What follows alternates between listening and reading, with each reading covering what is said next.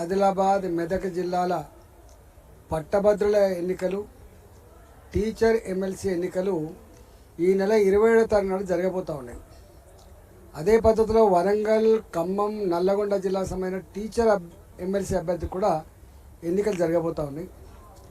ఎన్నికలు దగ్గర పడుతున్న కొద్దీ అడ్రస్ లేని ఫేక్ పేపర్లలో, అడ్రస్ లేని ఫేక్ అకౌంట్లలో, సోషల్ మీడియాలో అనేక రకాల విష ప్రచారాలు చేసే ప్రయత్నం చేస్తారు. నేను టీచర్లు కానీ గ్రాడ్యుయేట్స్ కానీ చాలా విజ్ఞులు, అన్ని విషయాల పట్ల సమగ్రమైన అవగాహన కలిగిన వాళ్ళు కాబట్టి ఇలాంటి కుట్రలు, కుతంత్రాలు, విష ప్రచారాలు, ఫేక్ వార్తలని నమ్మవద్దని చెప్పి నేను వినమ్రంగా విజ్ఞప్తి చేస్తాను. దీన్ని ఎప్పుడు కూడా బరిగిసి కొట్లాడతాడు.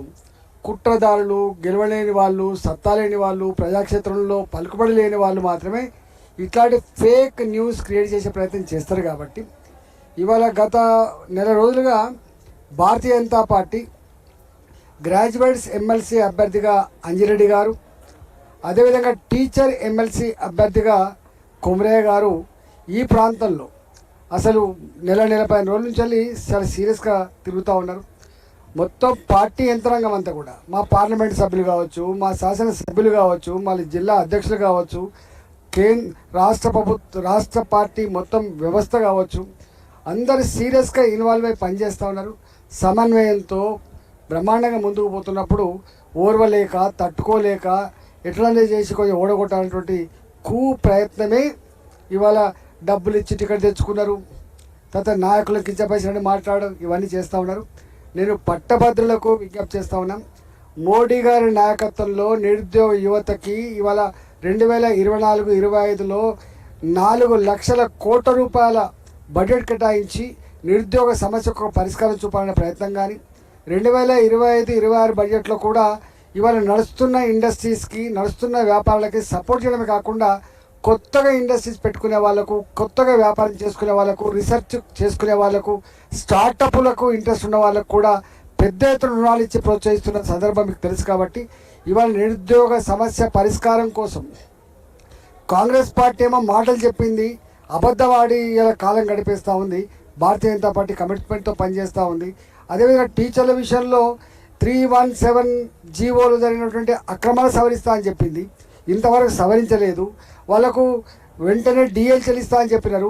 ఇవాళ 3/5 డిఏలు పెండింగ్ అయిపోయినాయి, ఇంతవరకు ఒక డిఏ పేమెంట్ చేయలేదు. అదే ఉద్యోగులకి రావాల్సిన బెనిఫిట్స్ ఏవైతున్నాయో బెనిఫిట్స్ కూడా గత 14-15 నెలలుగా రాని పరిస్థితి వచ్చింది.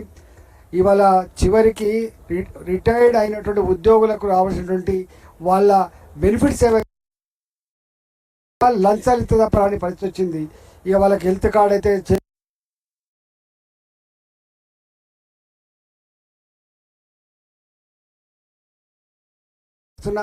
రేవంత్ రెడ్డి ప్రభుత్వం అరచేతిలో వైకుంఠం చూపించి ఎట్లా మోసం చేసిందో మనం చూసినాం. కాబట్టి మోసం చేసిన పార్టీ పోటీ చేస్తే వీటి మీద ఫైట్ చేయగలిగేటువంటి, వాటి మీద పోరాడించేటువంటి స్ఫూర్తిని భారతీయ జనతా పార్టీకి ఇవ్వాలని చెప్పి కోరుతా ఉన్నాం.